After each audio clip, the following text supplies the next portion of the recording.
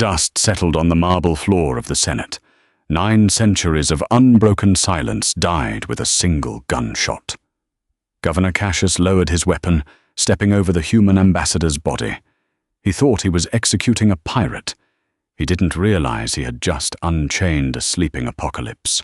The negotiation room smelled of polished brass and recycled oxygen.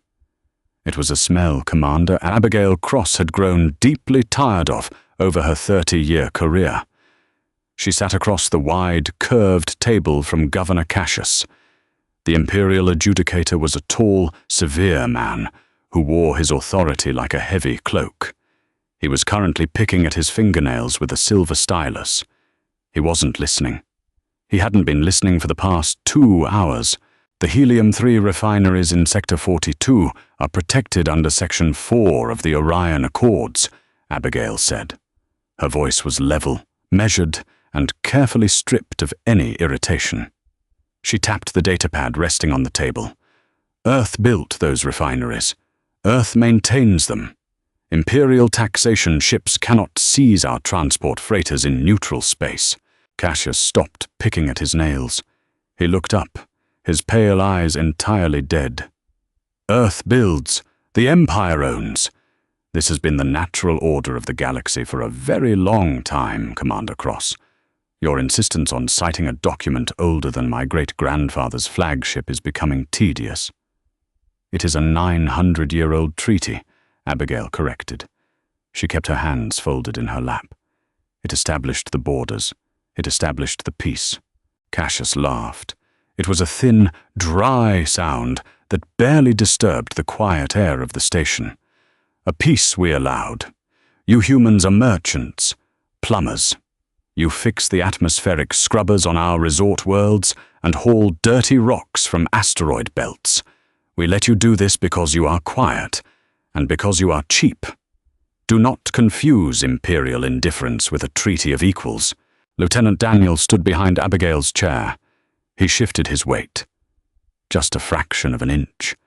But the slight scrape of his boot on the deck plates was loud in the sterile room. Cassius's eyes flicked to the young man, narrowing in annoyance. The Empire is requisitioning the Sector 42 refineries to fuel our border expansion, Cassius stated, leaning forward. The silver stylus was gone, replaced by a heavy, ceremonial sidearm he pulled from his hip holster. He placed it on the table with a dull thud. You will sign the transfer documents, Commander. You will go back to your dirtball world, and you will tell your parliament that the Empire required a tithe. If you do this, I will not blow your transport ship out of the sky on your way home. Abigail looked at the gun. A Mark IV plasma repeater. It was beautifully maintained. The grips were inlaid with pearl. It belonged in a museum or in the hands of a man who only fired it at paper targets. I will not sign, Abigail said. She didn't blink. You are breaking the Accords. The Accords are a myth, human, Cassius sneered. A bedtime story your people tell yourselves to pretend you matter. He didn't warn her. He didn't stand up, flip a table, or shout a battle cry. He simply picked up the pistol, leveled it at Abigail's chest, and pulled the trigger. The sound was absolute. A concussive crack of superheated air that shattered the reinforced glass of the observation windows and set the overhead lights violently swinging. The smell of ozone and burnt fabric flooded the room instantly. Abigail Cross was thrown backward by the sheer kinetic force of the plasma bolt. Her chair tipped over, hitting the deck with a sharp clatter. She didn't scream. Her lungs were already ash. She lay on the floor, staring blindly at the swinging lights, her uniform charred in a perfect smoking circle over her heart. The room fell dead silent again, save for the hum of the station's life support systems working overtime to scrub the toxic smoke from the air. Cassius set the gun back on the table. The barrel was smoking lightly. He looked at Lieutenant Daniel. The young aide stood completely frozen, his eyes locked on the body of his commander. You, Cassius said, his voice flat and bored. Take the garbage. Go back to Earth. Tell them the tax has been collected and the refineries are ours. If they want to argue, they can send another diplomat. I have plenty of ammunition." Daniel didn't shout. He didn't lunge for the gun. He slowly looked up from Abigail's body and met Cassius's eyes. The Imperial Governor expected to see fear. He expected to see a broken animal. Instead, he saw absolutely nothing. Daniel's face had drained of all color, but his expression was locked in a cold, terrible neutrality. "Understood," Daniel said. His voice didn't shake. He walked around the table, knelt by Abigail, and hoisted her body over his shoulder. The burnt smell transferred to his own uniform, but he didn't seem to notice. He carried her out of the room without looking back. Cassius watched him go, a faint smirk playing on his lips. Humans, always so compliant, always so pathetic. Rain lashed down on the tarmac in Geneva. It was a cold, miserable autumn downpour that turned the runway into a black mirror. President Robert Hughes stood at the edge of the landing pad. He wore a dark wool overcoat. He had refused an umbrella. The sleek, unarmed diplomatic transport descended from the low cloud cover, its thrusters kicking up a massive spray of water. It touched down heavily. The loading ramp lowered with a mechanical whine, hydraulic fluid hissing in the cold air. Lieutenant Daniel walked down the ramp. He was pushing a hover gurney. A standard cargo crate sat on top of it, hastily modified into a stasis pod using cooling units ripped from the ship's galley. Hughes didn't say a word as Daniel approached. He looked at the frost forming on the edges of the cargo crate, then up at the young lieutenant. Daniel's uniform was still stained with soot and ash. "Governor Cassius of the Sovereign Coalition," Daniel said, his voice raspy from 20 hours of silence. "Point-blank plasma discharge to the chest over a dispute regarding the Sector 42 helium refineries." "Did she suffer?" Hughes asked. "No, sir. It was instantaneous." Hughes nodded slowly. He reached out and placed a hand on the cold metal of the crate. The rain plastered his grey hair to his forehead. He looked old suddenly, older than his 50 years, but his eyes were like flint. "The 900 years are up, then," Hughes said softly. "Yes, Mr. President." They broke the pact. Hughes turned his back on the transport ship and looked toward the distant, hazy silhouette of the Geneva skyline.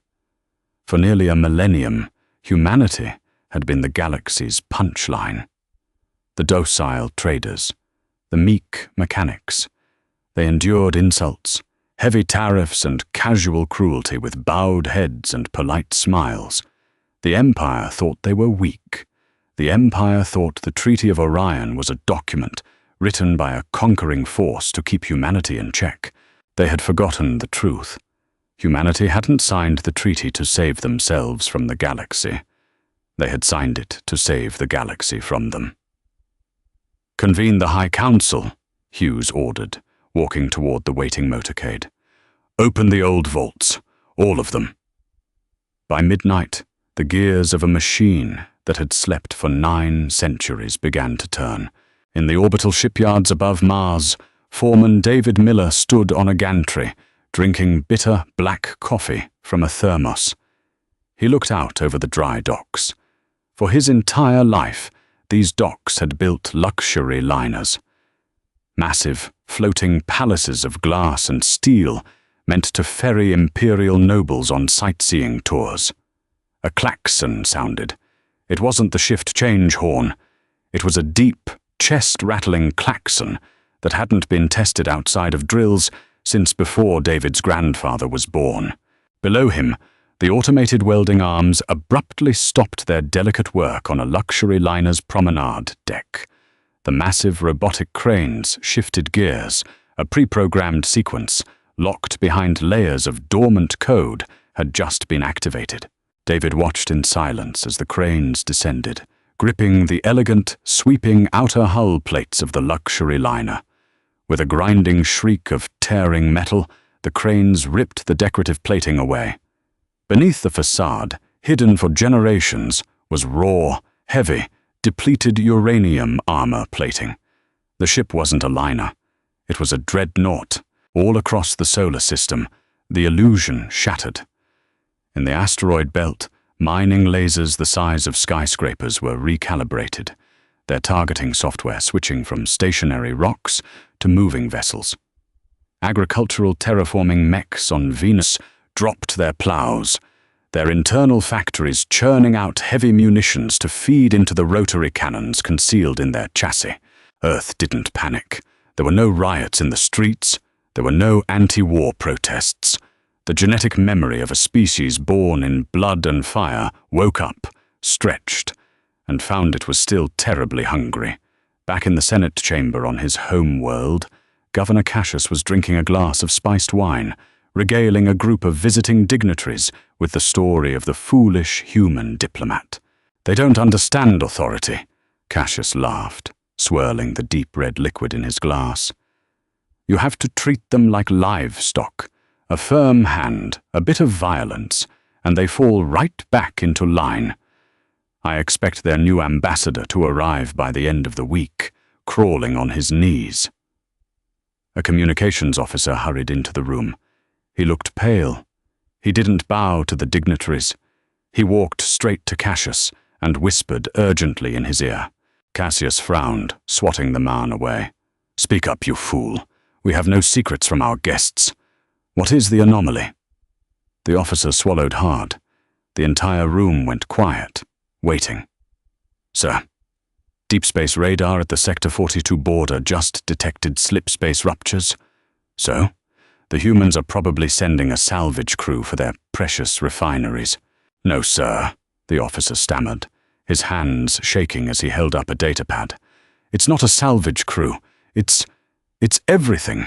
The radar is registering over 10,000 capital-class signatures. They just obliterated the border garrison. They didn't even hail them. They just ran them over." Cassius stopped swirling his wine. The glass slipped from his fingers, shattering on the marble floor. Admiral Croft stood on the immaculate observation deck of the Imperial flagship Resplendent. He was an officer of the old blood, a man who believed wars were won by the elegance of plasma-sheared hull plating and the civilized exchange of orbital bombardments. The garrison at Sector 42 was the jewel of the Outer Rim. 500 warships, gleaming white and gold against the backdrop of the helium-rich nebula. They had detected the slip-space ruptures 3 minutes ago. "Magnify," Croft ordered, brushing a speck of dust from his gilded epaulettes. The main view screen shimmered, zooming in on the dark expanse of space where the radar was screaming. The Imperial officers on the bridge expected to see the bulky, patchwork freighters the humans used for hauling ore. They expected to see civilian ships clumsily retrofitted with mining lasers, desperate to reclaim their lost refineries. Instead, the void simply went dark. A shadow swallowed the starlight. It wasn't a fleet. It was a wall of solid, light-devouring grey. When the human dreadnoughts finally broke into visual range, Croft felt a cold knot tighten in his stomach. These were not the ships of a merchant species. They were brutalist nightmares of engineering. There were no elegant curves, no glowing engine, nacelles meant to inspire awe. They were massive, angular slabs of depleted uranium and carbon silicate armor, scarred by centuries of simulated war games. They looked less like starships and more like flying anvils, built with a singular, terrifying purpose. "Incoming transmission," the communications officer said, his voice cracking. It's an open broadcast on all frequencies. Audio only." "Put it through," Croft said, gripping the railing. "Let us hear their demands." The bridge speakers crackled. There was no grand declaration of war. There was no angry human politician demanding justice for Commander Cross. There was only the heavy, rhythmic, mechanical sound of a countdown clock. 3, 2, 1. "Shields to maximum," Croft shouted, the veneer of aristocratic calm shattering. The Imperial fleet opened fire. Thousands of superheated plasma bolts streaked across the dark expanse, illuminating the nebula in blinding flashes of violet and blue. It was a beautiful, devastating barrage. Any civilized fleet would have vaporized under the sheer thermal output. The plasma hit the human dreadnoughts, and it did nothing. The heat dispersed across the reactive ablative plating. The dark grey hulls glowed a dull red for a fraction of a second, venting the thermal energy into space, and then faded back to black. The human ships did not slow down. They did not break formation. They just kept coming. Then the humans fired back. They didn't use plasma. They didn't use lasers.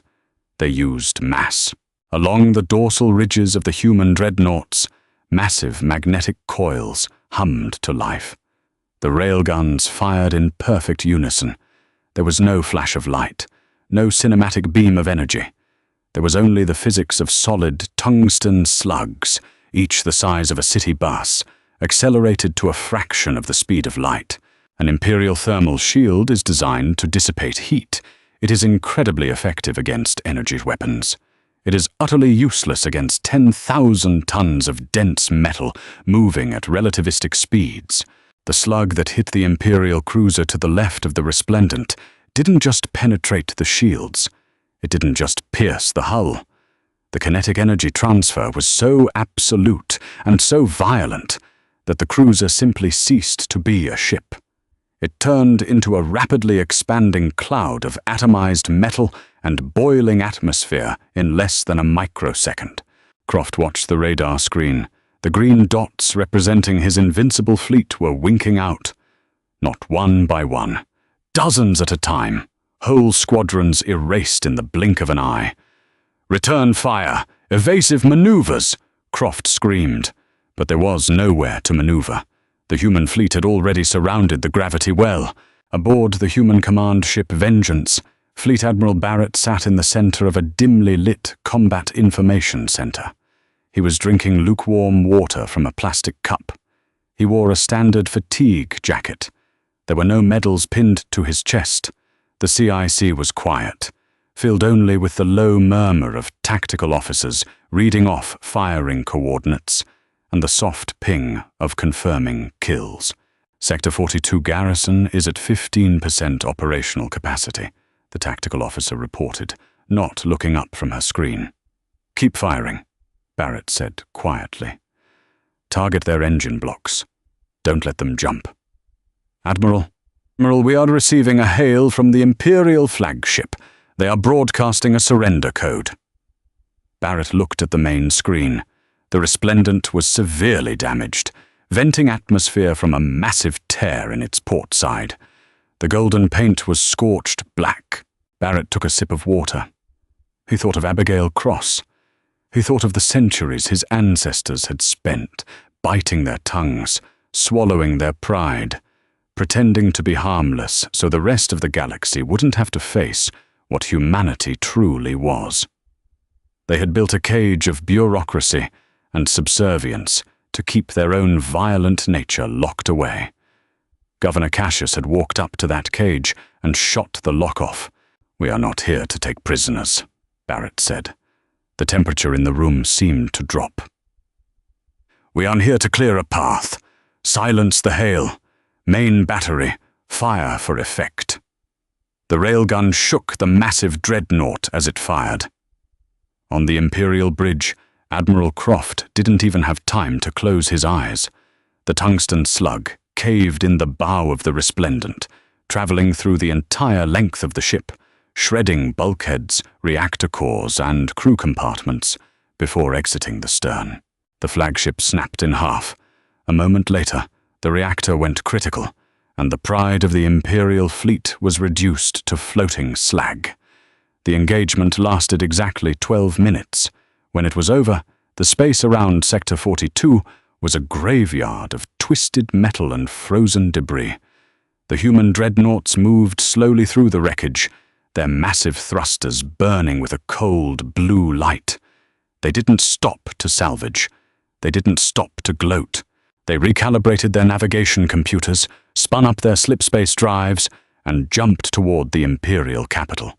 The sky over Prime was usually a perfect, climate-controlled shade of sapphire. Today, it was the color of a bruised lung. Ash fell like dirty snow across the grand marble courtyards of the Senate district. The orbital defense platforms, the impenetrable ring of steel that had protected the Imperial homeworld for 10,000 years, were currently burning up in the upper atmosphere. Inside the Grand Senate, panic had long since given way to a numb, vibrating terror. The opulent corridors, normally filled with diplomats, aides, and silk-draped nobles, were strewn with discarded luggage and overturned statues. The elites of the Empire had tried to flee. They had rushed to the spaceports, boarding their private yachts and luxury cruisers, demanding clearance to leave the system. The human blockade hanging in orbit had not answered their hails.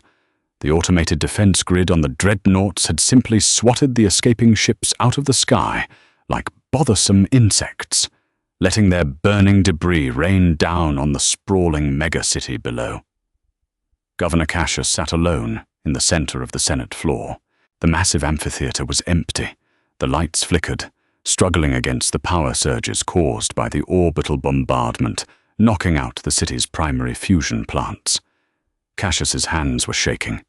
He looked down at the datapad resting on his lap. It was a copy of the Orion Accords, the document he had called a myth, the treaty he had mocked. He had spent the last 3 days reading it, over and over, analyzing the syntax, looking at the clauses he and every other imperial politician had ignored for 900 years. It wasn't a treaty of submission. The language was polite, yes.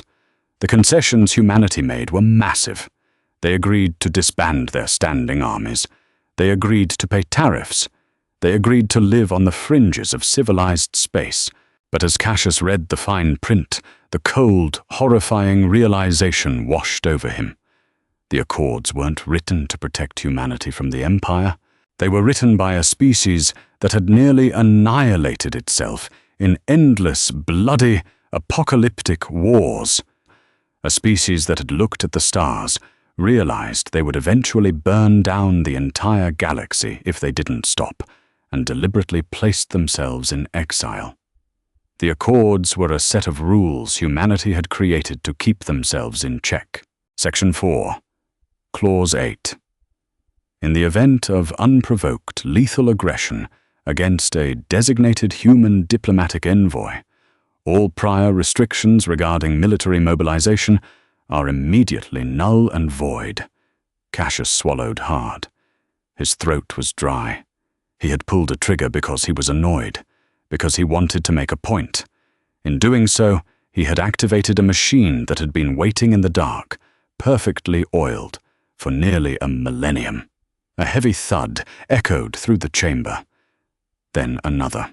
The massive gold-plated doors of the Senate entrance groaned. Something was hitting them from the outside. Not a plasma torch, not a breaching charge. Mechanical, rhythmic, kinetic impacts. With a deafening crack, the reinforced hinges sheared off. The doors fell forward, crashing onto the marble floor and sending a cloud of white dust into the air. Through the dust, they walked. They weren't wearing the pristine parade ground armor of the Imperial Guard. The human shock troopers wore heavy, matte black exosuits. They moved with heavy, deliberate steps, their boots cracking the marble floor tiles. There was no shouting, no battle cries, just the hiss of pressurized servos and the heavy thud of armor. They fanned out across the Senate floor, their heavy rifles tracking every shadow, securing the perimeter with mechanical efficiency. Finally, a single figure walked through the breached doorway. He wasn't wearing heavy armor. He wore a standard naval uniform, though it was covered in a layer of gray ash from the burning city outside. Lieutenant Daniel stopped at the edge of the central podium. He looked exactly as he had 9 days ago in the negotiation room at Sector 42. His face was a mask of total neutrality. Cassius stood up. His knees felt weak. He tried to project the authority he had wielded for decades, but his voice betrayed him. It cracked, high and thin. "You have made your point," Cassius said, stepping down from the podium. He held his hands out, empty. "The capital is yours. We have ordered the planetary guard to stand down. I am prepared to discuss the terms of our surrender. We will cede Sector 42. We will grant humanity full representation in the Senate. We can negotiate a new peace." Daniel walked toward him. The heavy boots of the human soldiers flanking him echoed in the vast, empty room. "Negotiations concluded 9 days ago, Governor," Daniel said. His voice was quiet, completely devoid of anger. It was the voice of an auditor, finding an error in a ledger. "You cannot wipe us out," Cassius pleaded, his aristocratic mask fully crumbling into desperation. "We are the Sovereign Coalition. We have held this galaxy together for 10,000 years. If you destroy us, the power vacuum will tear the outer systems apart. You need us to maintain the order." Daniel stopped a few feet from Cassius. He reached into his uniform pocket and pulled out a datapad. It was charred around the edges. It had a dark, rusty stain smeared across the screen. It was the same datapad Abigail Cross had placed on the table in Sector 42. "We are not here to rule your empire, Cassius," Daniel said. "We don't want your Senate. We don't want your worlds. We are plumbers. We are merchants. We fix what is broken, and we take out the garbage." Cassius looked at the datapad. He looked at the bloodstain. He realized with a final, crushing clarity that humanity wasn't here to conquer. Conquest implied a desire for territory. Conquest implied an emotional investment in the enemy. Humanity was just here to clean up a mess. Daniel handed the datapad to one of the armored shock troopers standing beside him. Then he unholstered the heavy, blocky, kinetic pistol at his hip. It was an ugly weapon, a tool of pure function. "You broke the accords," Daniel said. He didn't raise his voice. He didn't blink. The penalty for breach of contract was clearly outlined. "President Hughes sends his regards." Cassius opened his mouth to scream, to beg, to offer anything he had left. Daniel leveled the pistol at Cassius's chest and pulled the trigger. The sound was absolute, a concussive crack that echoed up into the vaulted ceilings of the Senate. Cassius was thrown backward, hitting the marble steps of the podium. He didn't scream. He lay on the floor, staring blindly up at the flickering lights, his chest caved in by a heavy tungsten slug.